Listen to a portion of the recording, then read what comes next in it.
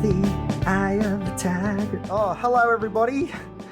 Welcome to the Dysregulated podcast. I'm Elliot Waters and I am trying to psych myself up because it is almost D-Day. D-Day Part B. The thesis is almost due and almost ready for submission. Oh, I'm sure you're sick of hearing me talk about it and I'm sick of doing it. So we are almost there. Thank goodness. Okay, so today's episode is My Journal 2. So the first episode of My Journal seemed to be quite popular, which is good. So I'm going to go back into my journal and find some more heart-wrenching stories and accounts of my battles with mental illness, and not just mental illness in a sort of a scientific, conceptual way, but just what it's like living day to day with these things. So we're going to get into that shortly. But before we do, if you're enjoying the podcast, please like, subscribe, and share it with your friends. That would be awesome. And if you want to contact me, you can do so on Instagram at elliot.t.waters. All right. So before we get into a bit of housekeeping, I have had a medication change. Yes. Now, I'm going to do an episode soon on the variety of medications I'm on and what they're supposedly doing. One of those medications was Lexapro, which is a selective serotonin reuptake inhibitor, an SSRI.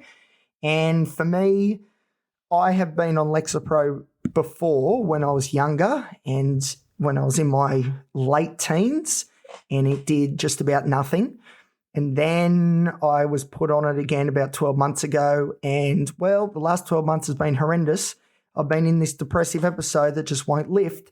So my inkling is Lexapro just does not cut it for me. It just cannot do the job.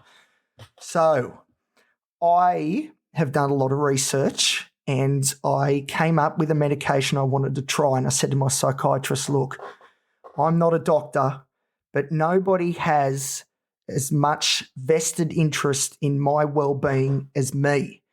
And as a result, I want to get the best outcomes for me that I can.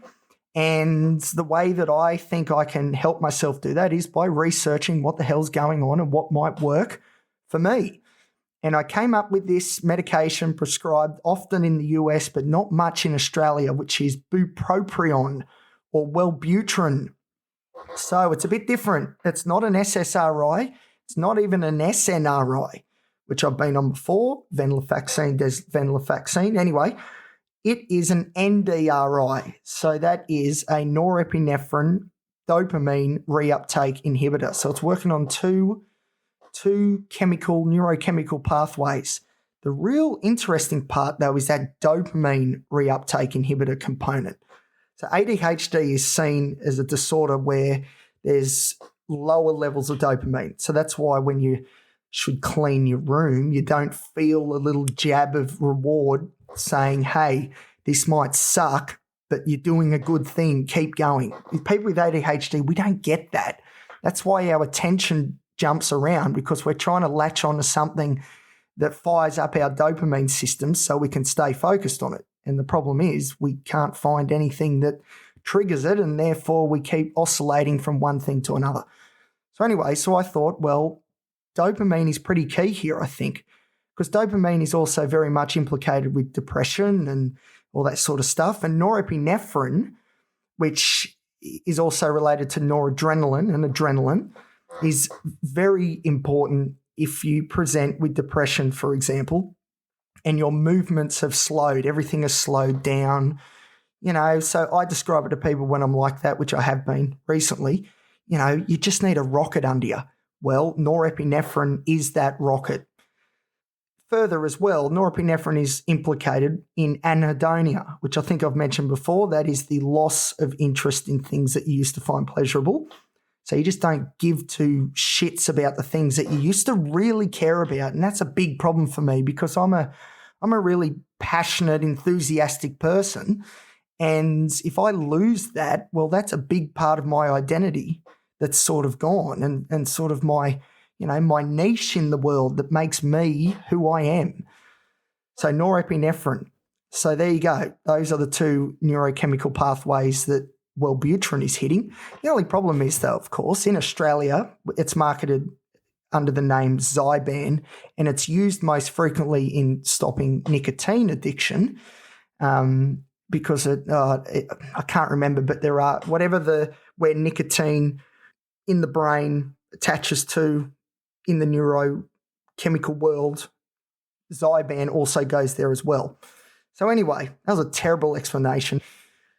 It hits the same spots nicotine does. So what it does, it blocks the nicotine from being absorbed, and it makes you feel like, you've had a couple of vapes when you actually haven't. So it stops the cravings.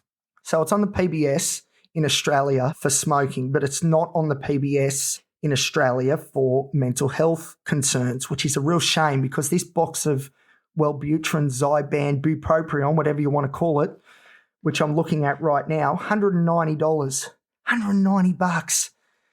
To put into context, these are in Australian dollars, of course, for the international listeners.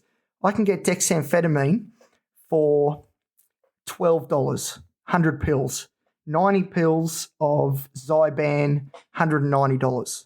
So there you go. So the PBS is a great thing. I just really wish Zyban Wellbutrin was on there as well. Anyway, so this is day 2 of being on it, and I've got to say, it is making me feel good. It is doing a job, definitely. This is what I would expect antidepressants should be like. I've never really had much success with antidepressants. That'll be another episode. But this has been a very quick change, and it's come at a good time as I'm trying to finish this thesis, that's for sure. But yeah, so Wellbutrin, I really hope these effects continue. I've actually, for the first time in at least 12 months, I've actually questioned myself, am I going hypomanic? Now, the answer to that, I think, is no, and there's some ways that I sort of judge if that's happening. The biggest one for me is the speed of my cognitions, how quick I'm thinking and going through different ideas. That has increased a little bit, but I'm thinking it's going back to normal levels, and it's just been so long since I've been there. So, but yes, Zyban is doing a job, and it's good with this thesis nearing the end. I've finally got that rocket up under me that I needed, and hopefully that will propel me to the finish line. And when I do finish, I'll tell you what, the episode is going to be off the chain. Get keen for that one. D-Day Part B. Oh, it's going to be amazing. Anyway, okay, let's get into the journal. Now, I just lost my page. And I just dropped something. Okay, I found it. All right. We're very professional here at the Dysregulated podcast. Okay, so these 2 entries are back-to-back, although they weren't written on back-to-back days. They were about a week apart between both. But there's quite the contrast to them, so I think it's very telling.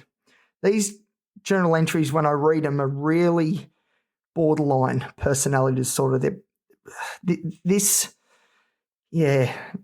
Very much overtones a borderline personality disorder. That's what I get when I read back. I haven't read these until about 5 minutes ago, the first time in probably a year and a half. So it's good to go back down memory lane. I enjoy doing these episodes, but here we go. First one, it's a short one. Missed a few days. Yes, still do. After some of the worst days I've had, I did my Black Dog Institute presentation. Yes. For those that know DBT, bit of opposite action. Bam. Things were good again. Met a girl for a date. Went out that night and ended up at the beach. Ooh, romantic. Now, I must say, I do remember this and it wasn't that romantic. But anyway, we progress. Life is funny.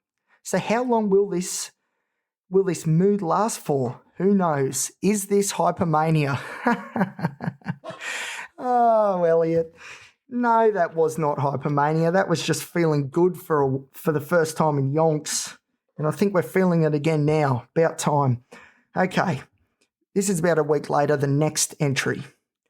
Our 1-year anniversary that never was. Keith Urban featuring Eric Church, We Were, has been the soundtrack for today. Great song, and I do love country music. 3 chords and the truth. It's what it's all about. I've been solid. Good, Elliot, good. A few moments of potential feelings of being overwhelmed, but have got through it. Big day at work helped. Okay, I'll just stop that there quickly because I just want to highlight that. I think it's very personal, but for me, work is really important when it comes to just getting that distance from these sort of thoughts and memories. It sort of forces you to be mindful, I suppose. It is a form of mindfulness, I guess. And as I said, for me personally, it is a good way to distance myself from those thoughts and those memories that are plaguing me and trying to drag me down. So, but anyway, I'd be interested to hear if you guys find work helpful or a hindrance.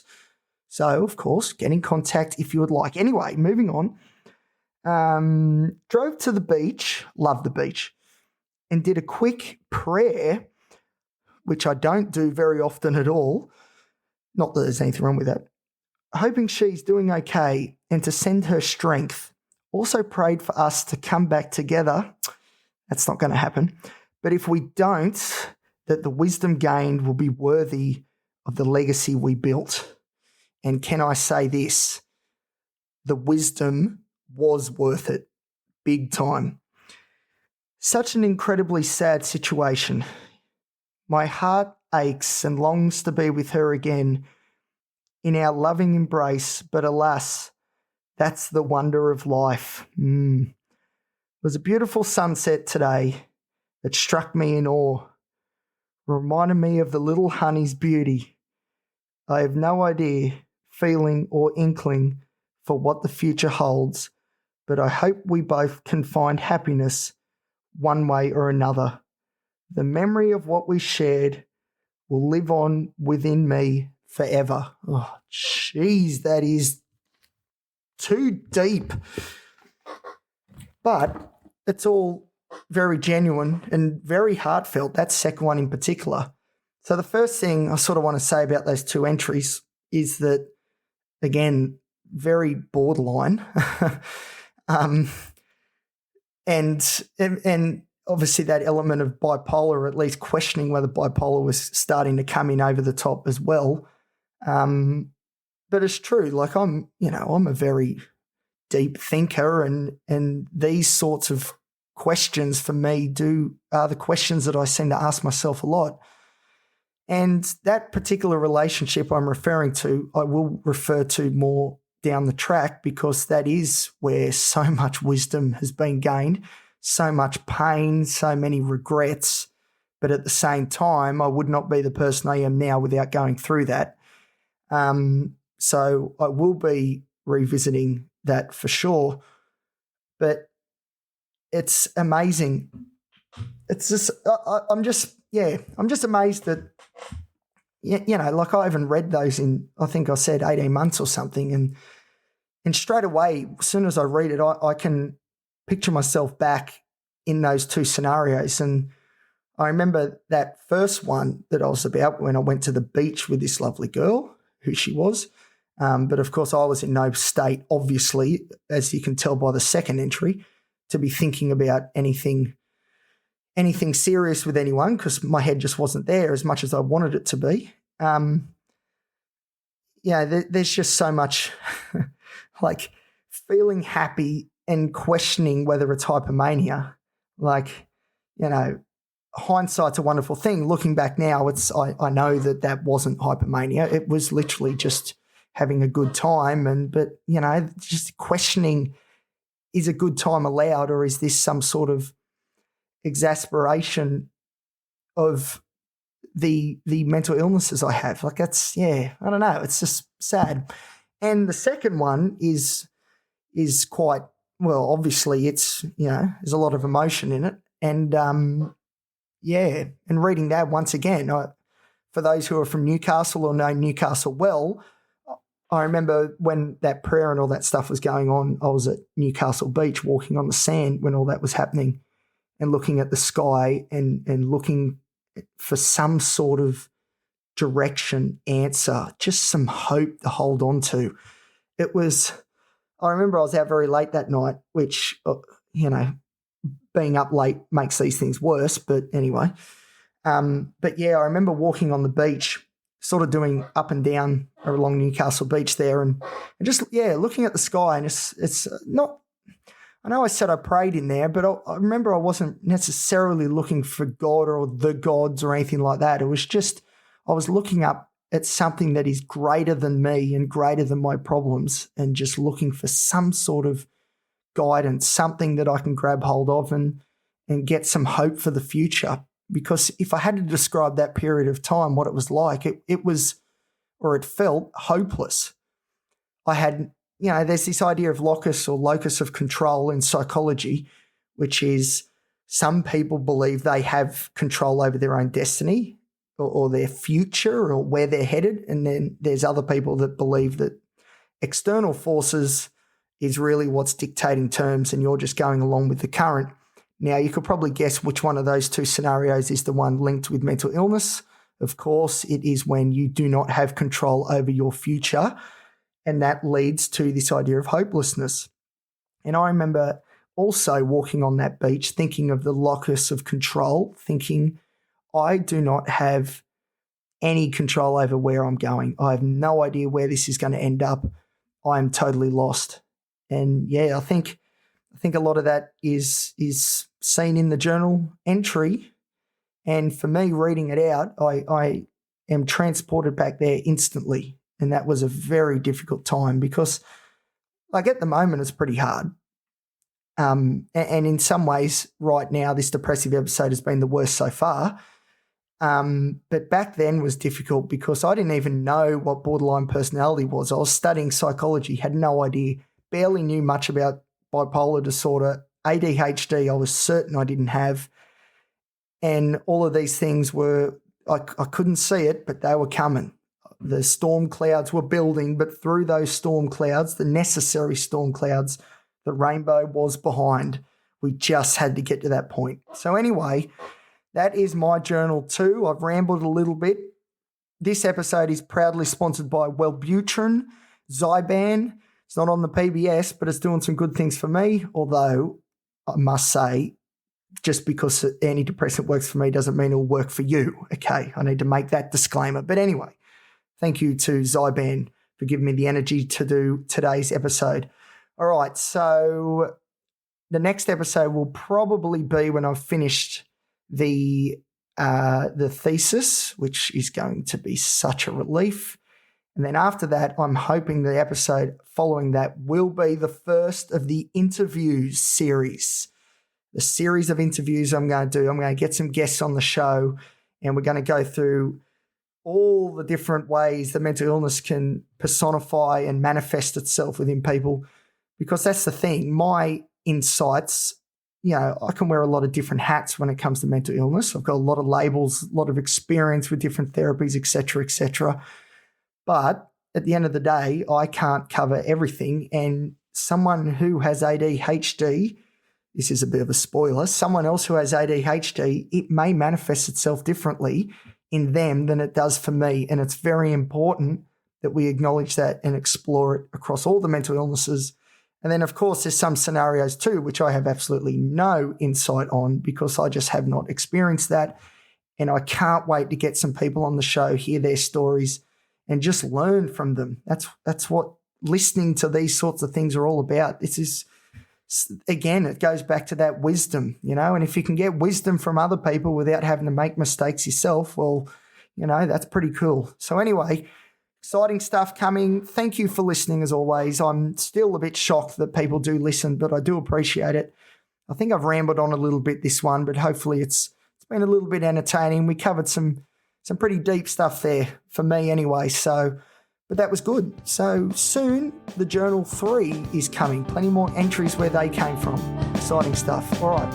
Thank you very much. Like, subscribe, share. Follow me on Instagram at elliot.t.waters. And I'll see you next time.